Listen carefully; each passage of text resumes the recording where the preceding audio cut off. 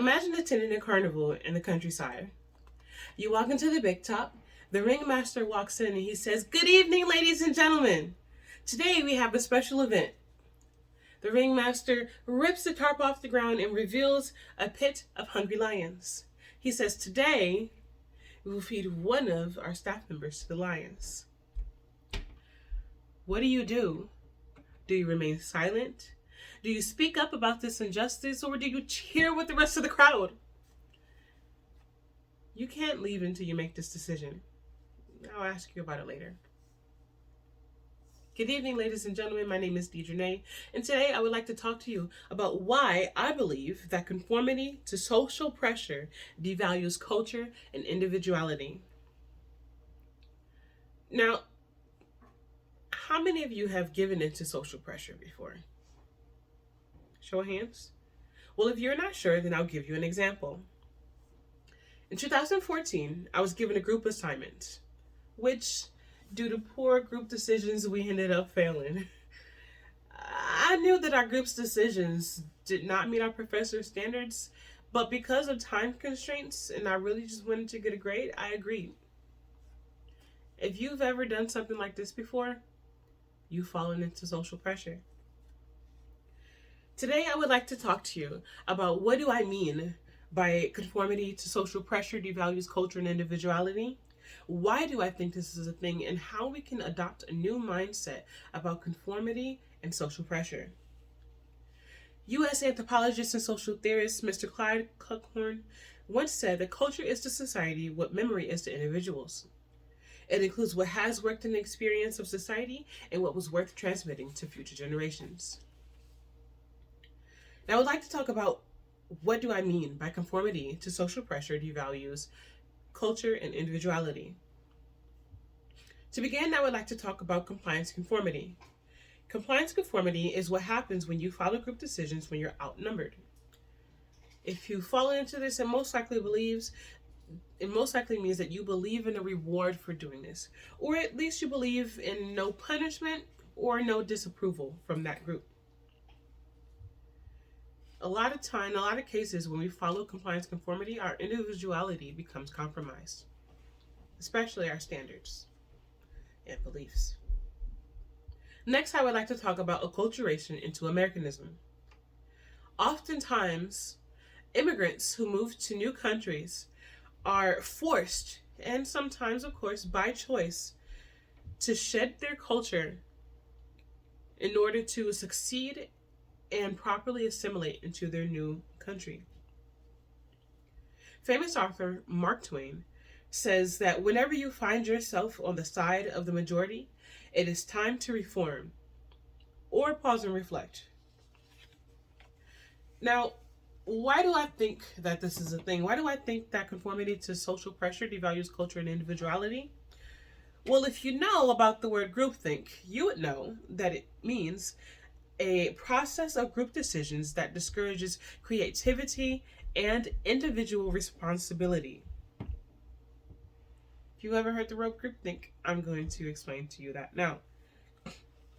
A study was done by Mr. Alfinger and Mr. Kessler called the groupthink model, which hypothesized that groups with promoted preferences fall victim to groupthink more than groups with open discussion leading leaders did.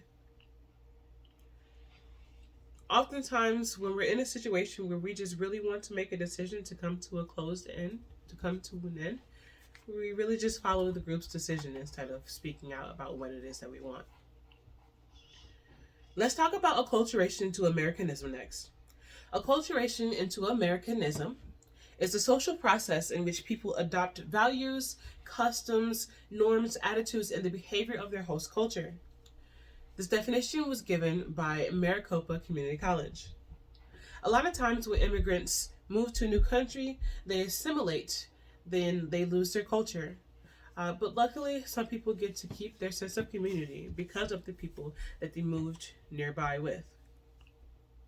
And I would like to talk about a couple of things next. I would like to talk about how we can adopt a new mindset about conformity and social pressure. The first thing that I would like you all to do is to identify these social pressures. Let's be able to pause and recognize when these pressures are happening and how we react to them. Do you remain silent about them, or do you push forward and think on your own? We need to analyze our consequences. We need to be able to reflect and look back about what happened and what could happen and what did happen.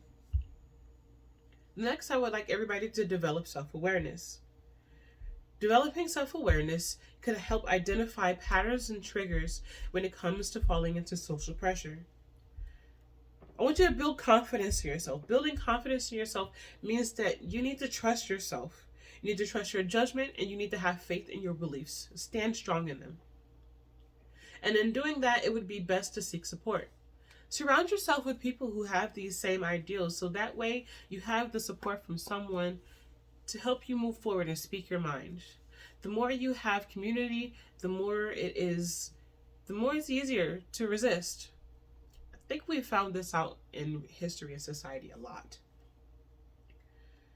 The next thing I want to talk about is practicing no. No, no, no, no, no. Saying the word no is a healthy boundary. If something doesn't align with your values, saying no is the best thing that you could possibly do. It's helped in history. A lot of things have been helped with the word no. And last but not least, I would like for you all to strengthen your internal locus of control. This means that we all need to acknowledge our responsibilities. We all need to take responsibility into our own hands. Following this step and the former can help you develop a new mindset about conformity to social pressure. All it takes is just a little bit of time and practice. Trust me, we'll get it. So to summarize, we talked about what do I mean, what do I think, and how can we adopt a new mindset about conformity to social pressure, devaluing individuality and culture. We came to an understanding about the topic, and we also discussed considerable ways to adopt a new mindset about conformity and social pressure. At the end of the day, I implore you all to think about social pressure and conformity and how to change its effects on culture and individualism. I would like to leave you all with a quote from German sociologist Erich Fromm. We are not on the way to greater individualism, but are becoming an increasingly manipulated mass civilization. Thank you.